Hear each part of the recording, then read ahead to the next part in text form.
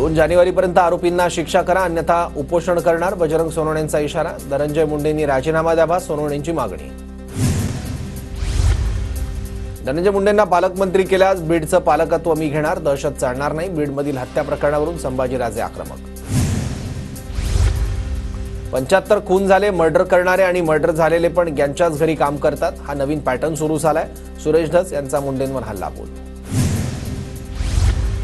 धनंजय मुंडेंनी वाल्मिक कराडला पालकमंत्रीपद भाड्याने दिलं, घटनाबाह्य सत्ता केंद्र मिळाल्यावर कराडने पोलीस प्रशासनावर जरब बसवली।